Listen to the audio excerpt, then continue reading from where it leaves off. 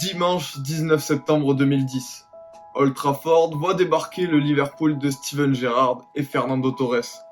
Si le premier cité marquera un doublé ce jour-là, il ne terminera pourtant pas homme du match. La faute à un attaquant d'1,89 m bien connu de la Première Ligue, qui marquera un triplé. Un premier but de la tête pour ouvrir le score, un ciseau magnifique pour le 2-0 avant de donner la victoire aux siens dans les derniers instants du match d'un nouveau coup de casque.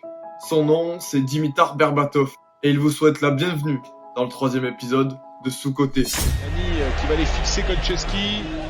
Nani, Berbatov.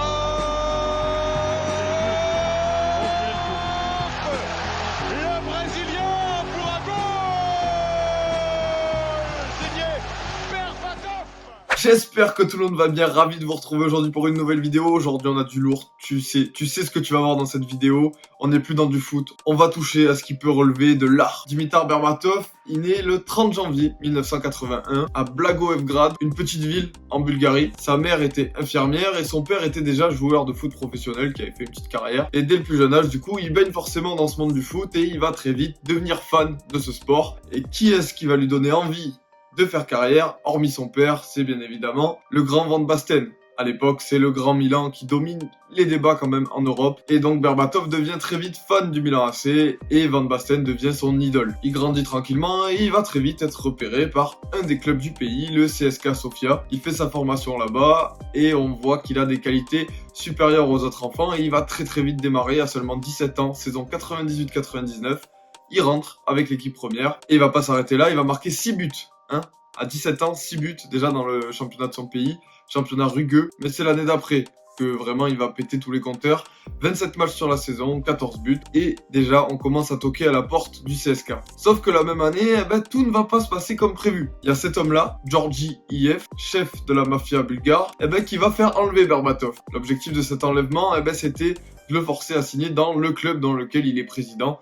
Évidemment, la mafia fait toujours les choses de manière totalement normal. A priori, il aurait refusé puisqu'il ne rejoindra jamais ce club. Comment, on ne sait pas, il n'a jamais voulu en parler. Et donc, il va rester au CSKA Sofia. Et après seulement une demi-saison, là, ça y est, c'en est trop pour le CSKA qui ne peut plus retenir Dimitar Berbatov. Pourquoi ? Parce que 15 buts en 16 matchs, voilà, c'était pas possible de le retenir une seconde de plus. Il me semble qu'il a même pas 20 ans à l'époque, il est déjà sélectionné avec son pays. Et donc, en janvier 2000, il y a le Bayer Leverkusen qui fait la meilleure offre et qui va s'offrir le petit joyau bulgare. Nouveau championnat, nouvelle vie. Et comme souvent, l'adaptation est très compliquée. Sur cette fin de saison, il va pas avoir beaucoup de temps de jeu. 6 petits bouts de match, aucun but, il reste dans son coin et il apprend. L'année d'après, rebelote, un peu plus de temps de jeu, il découvre un peu plus le championnat d'Allemagne, la Coupe d'Allemagne, il marque ses premiers buts et découvre surtout la Ligue des Champions, compétition dans laquelle il va même se démarquer un petit peu. Un petit but en poule et un but surtout en quart de finale face à Liverpool. Sur une saison où il ne joue pas trop, c'est la surprise lorsqu'il se retrouve titulaire en finale de Ligue des Champions face au Real Madrid. Finale dans laquelle il reste malheureusement impuissant, vous connaissez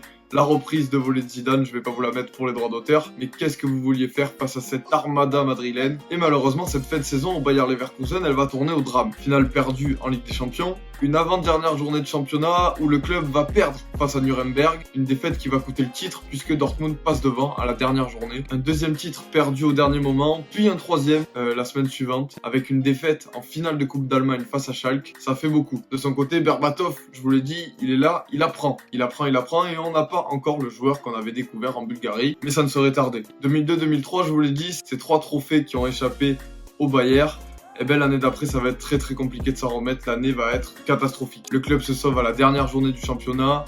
Et donc forcément, pour Berbatov, c'est très compliqué et très maigre en but. Après une telle saison, le Bayer veut retrouver les sommets mais veut surtout réussir à se stabiliser. Le club reconstruit un petit peu sa formation et Berbatov est désigné comme titulaire pour démarrer la saison. On découvre alors un joueur élégant, plus grand par la taille mais aussi par la technique. Un numéro 9. Excellent finisseur, capable de marquer de la tête, tout comme de n'importe quelle surface du pied. Et ce qui frappe, c'est son intelligence de jeu, mise en valeur par sa qualité technique, capable de délivrer des caviars et d'utiliser à merveille l'extérieur du pied. Ce joueur, avec l'extérieur du pied, il faisait des merveilles. Il est resté patient, il a appris, on lui fait confiance, et là, ça va être l'explosion. 19 buts en 36 matchs. 10 passes décisives en plus de tout ça, je pense qu'on peut dire qu'il a réussi son année, mais il faut confirmer et il va le faire, mais de manière tellement simple. La carrière de Berbatov, c'est la simplicité, on a l'impression que pour lui, tout était facile, sans pression, sans stress, et ça va le faire décoller. Saison suivante, 26 nouveaux pions en 2005, puis 24 en 2006. Notre Berbatov a bien grandi, 70 buts sur les 3 saisons, on est pas mal. Et malgré tout ça, toujours aucun titre pour le Bayern, qui a du mal à retrouver ses standards de 2001 et qui enchaîne les désillusions en Coupe d'Europe. Il est temps de fermer la page allemande et d'ouvrir un nouveau chapitre pour essayer d'aller voir plus haut. Il arrive à Tottenham donc, à l'été 2006, contre un chèque de 15 millions d'euros. Le championnat anglais n'est pas prêt, il va choquer tout le monde. 23 buts la première saison, dont 8 en Coupe de l'UEFA, bon, ce qui n'empêchera pas Tottenham de se faire sortir en quart de finale face à Séville. Une 5e place en championnat et une place surtout dans l'équipe type de l'année en première ligue. Sa coupe de cheveux, son petit bandeau dans les cheveux, son maillot large, blanc, floqué Berbatov, des souvenirs qui remontent à l'esprit, c'est magnifique.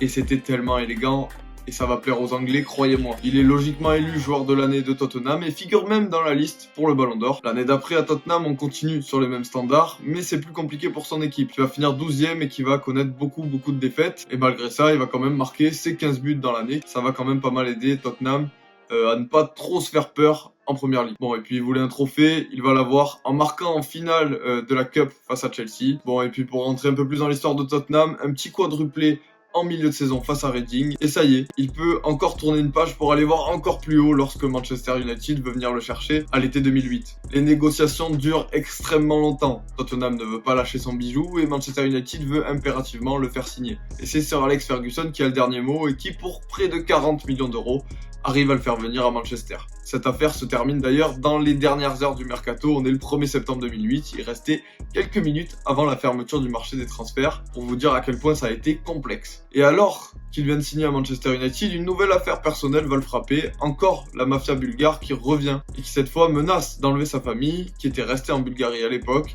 en échange d'une grosse somme d'argent. Évidemment, panique à bord, là aussi on n'en sait pas énormément sur le sujet, tout ce qu'on sait, c'est qu'il a utilisé l'avion de Sir Alex Ferguson pour les rapatrier immédiatement en Angleterre. Bon, malgré toutes ces affaires, il va parfaitement se fondre dans le 11 de Sir Alex Ferguson. 9 buts, 11 passes décisives dès sa première saison. Il remporte la Première Ligue et marque 4 buts en Ligue des Champions, ce qui va permettre à Manchester United de se hisser jusqu'en finale. Finale qu'ils perdront malheureusement face au Barça, vous connaissez l'histoire. Après les départs, notamment de Cristiano Ronaldo au Real Madrid, la saison 2009-2010 est un petit peu plus compliqué, malgré tout, il va quand même marquer sa dizaine de buts, mais Manchester United ne finira pas champion.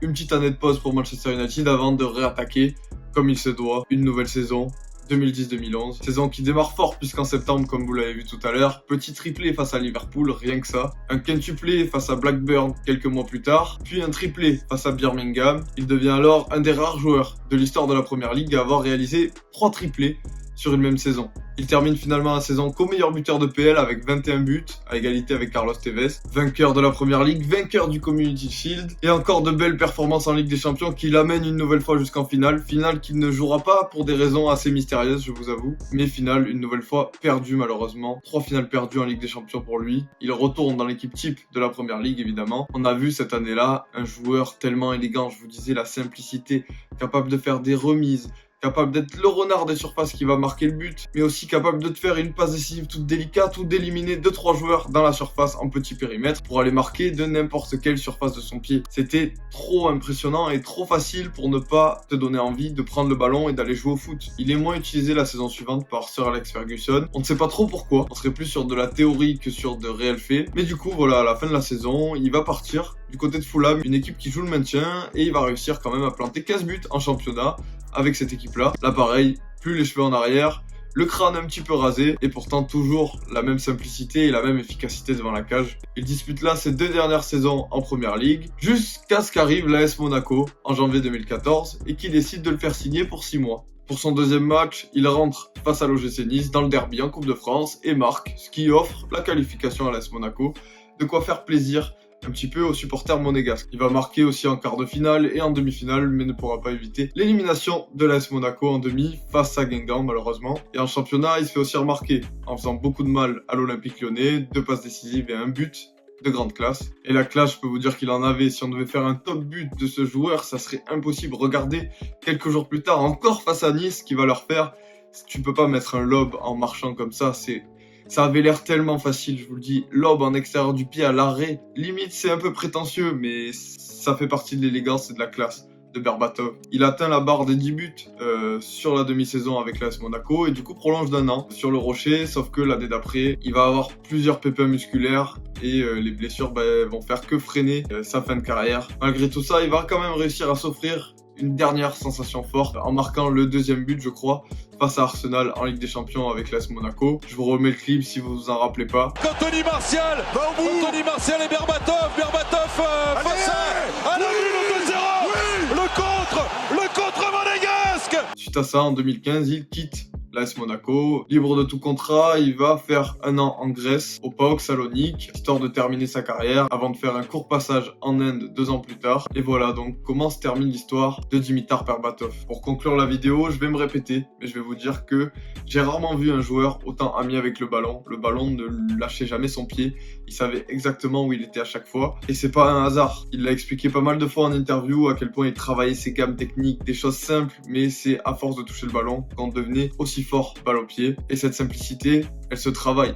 C'est pas inné, même si chez lui, j'ai l'impression quand même que ça devenait quasiment du naturel. Je terminerai en vous parlant de ses pénaltys, parce que là aussi, on parle beaucoup des pénaltys de Neymar aujourd'hui, tirés intelligemment, c'est ce qu'on entend souvent.